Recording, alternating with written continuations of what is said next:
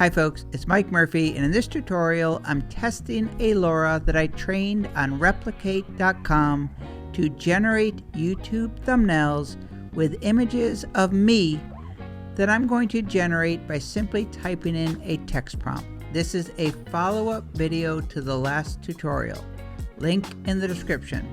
But in the last tutorial I introduced you to replicate.com and we trained a LoRa by simply uploading images of myself. The AI studied and learned from the images, so now all I have to do is type in a trigger word in my prompt and it knows to reference the LoRa and it can generate images that look like me.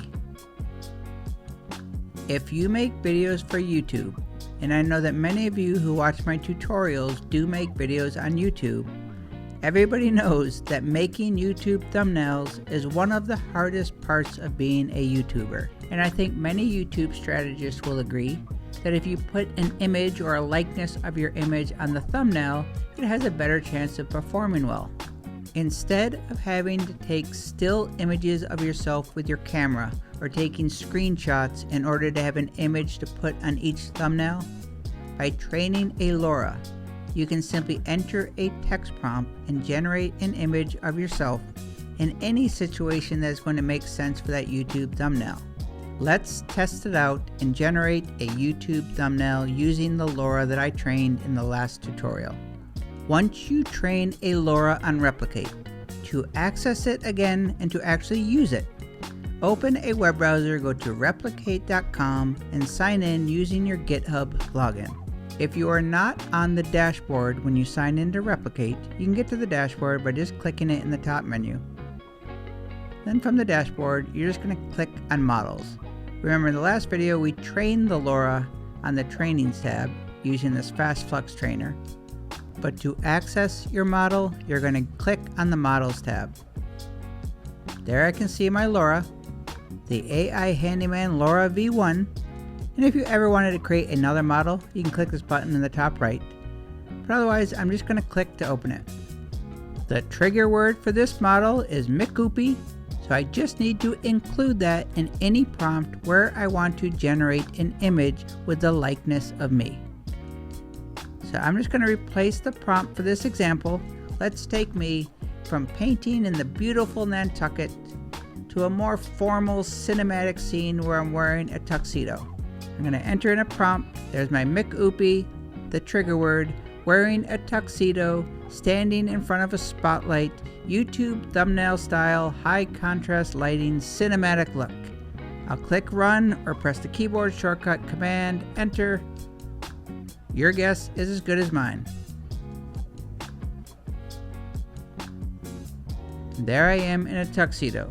It looks like me. Now it's kind of dark, but it looks just like me, and I'm wearing a tuxedo. And one thing that I forgot to do, but it was already set, is change the aspect ratio. So you can change the aspect ratio. If you want a square image, if you want a vertical images, you have total control over the aspect ratio. You also have a bunch of other parameters that you can play around with, but I'm just going to keep it pretty basic. Now if you were to just enter in a new prompt, it's going to generate a new output. But if you look below, you'll see you have options for what you can do with the output. So you can actually tweak it. If it didn't come out the way you wanted to, you can actually modify the prompt. You can also share it, download it, or you can add it to your examples, which you'll see in your dashboard. So I can put tweak it, and I can just modify the prompt and just say add soft lighting on the face. And just see what I get. Command Enter. Notice how it brightened up the face. I mean, you gotta admit, this is pretty cool. I'm going to download this. I'll also add it to my examples and enter a new prompt. Let's go cowboy this time. mkupy dressed as a cowboy, hats and boots, desert background, warm dramatic lighting, cinematic hero shot. Okay, run or Command Enter. Now I don't think that looks like me at all, but based on what I've read, that happens from time to time with the LoRa's. The same way if you're using a chat assistant and they hallucinate or they kind of glitch out, well, the same can happen when you're running a LoRa. So don't worry about it. You can either run it again, tweak the prompt, or if we go below, you'll actually see there's a bunch of different things you can do. Like you can change the guidance scale. You can also change the output formatting, by the way, so you can change it to JPEG or PNG. I'm going to actually change it to JPEG. The quality of the output. So you can play around with some of these if you're really having trouble and kind of increase the scale or just change some of the settings. I'm just keeping things as is to keep it simple. I'm just going to change the prompt. See if we get a better result. I'm going to spruce it up a little bit and make me even more cowboy.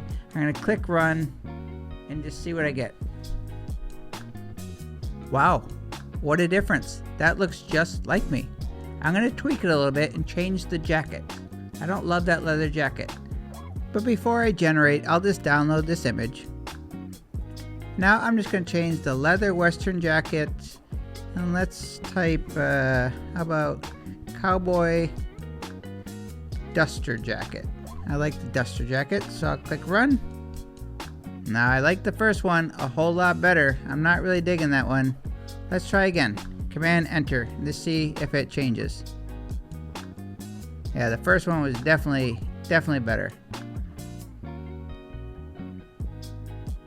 As you can see, there's some trial and error. I mean, this looks totally different.